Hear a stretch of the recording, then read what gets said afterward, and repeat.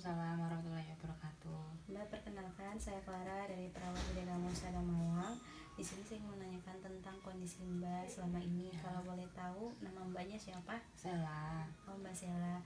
Mbak Sela, untuk kita berbincang-bincang mau di sini atau di mana, Mbak? Di sini aja nggak apa-apa. Ya, untuk berbincangnya mungkin sekitar 10 sampai 15 menit. Apakah Mbaknya bersedia? Iya, bersedia. Ya, baik Mbak, sebelum kita ngobrol, jadi apa yang Mbak sampaikan, apa yang Mbak ceritakan kepada saya akan menjaga semua itu. Jadi Mbak tidak perlu takut. Iya. Mbak sampaikan aja apa yang Mbak rasakan saat ini dengan kondisi Mbak saat ini. Jadi Mbak bisa ceritakan kepada saya. Iya, Mbak.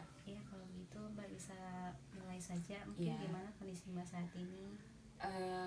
Kondisi saya saat ini itu saya sedih, Mbak. Karena saya itu korban kecelakaan kerja.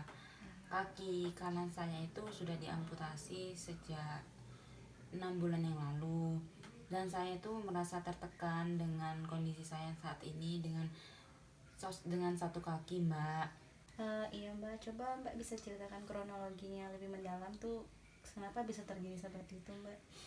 Saya waktu itu masuk malam, Mbak, ke bagian shift malam. Nah, saya itu dari pagi sampai sorenya itu saya nggak tidur, Mbak.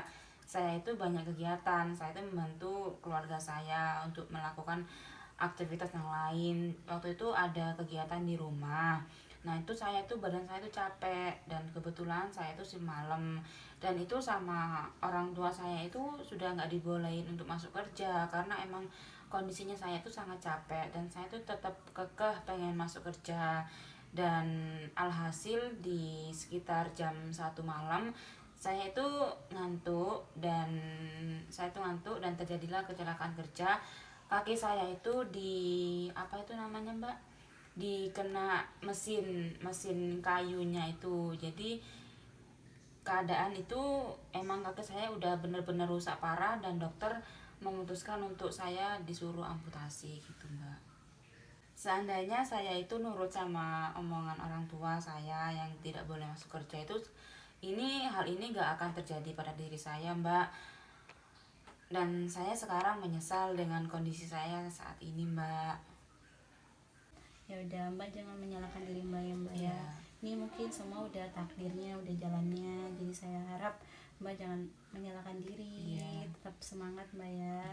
Dan juga bisa menjalani hidup. Mungkin dari peristiwa ini Mbak bisa mengambil pelajaran untuk lebih berhati-hati lagi ke depannya melihat kondisi Mbak. Kalau udah capek mungkin jangan dipaksakan untuk kerja, dan juga mungkin lebih bisa mendengarkan apa kata orang tua. Kan terkadang apa yang dikatakan orang tua itu lebih baik Mbak dengarkan, seperti itu.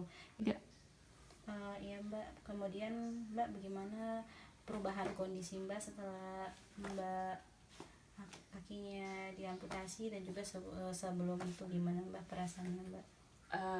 Yang jelas perasaan saya sedih, Mbak. Itu semua perubahan itu berubah secara drastis. Yang awalnya saya itu ketika kaki saya itu masih utuh, itu saya bisa melakukan semua aktivitas tanpa bantuan dari orang lain. Saya itu bisa kerja shift pagi, siang, malam. Dan ketika ada kejadian itu, semua itu perubahannya sangat-sangat benar-benar berubah, Mbak. Saya tuh hanya bisa mengandalkan dari orang lain untuk melakukan aktivitas yang lain. Ya, meskipun saya itu bisa dengan bantuan alat bantu, contohnya kayak truk itu, Mbak, itu saya bisa, tetapi saya tuh keadaan itu masih marah karena saya itu masih belum terbiasa dengan kondisi saat ini. Jadi saya tuh hanya bisa diam, duduk, itu aja, Mbak. Ya paling-paling perubahannya ya tidur, makan, duduk, udah gitu aja, Mbak. Ya baik Mbak, kemudian saya juga bisa memberikan saran untuk kalau kedepannya Mbak bisa lebih banyak bersosialisasi supaya Mbak tidak murung dan juga cemas tentang kondisi Mbak saat ini.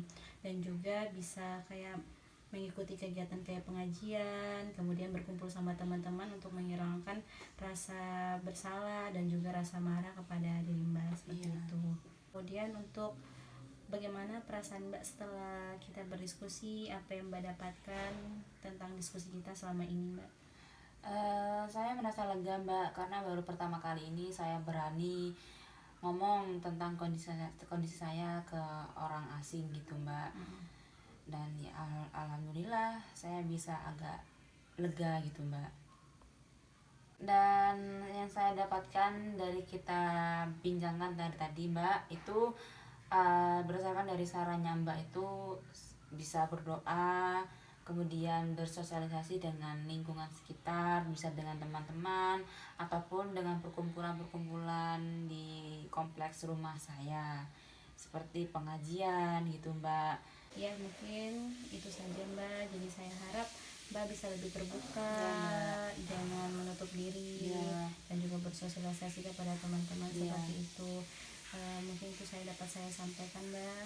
Baik Mbak, mungkin itu dapat saya sampaikan. Kalau ada salah kata saya mohon maaf.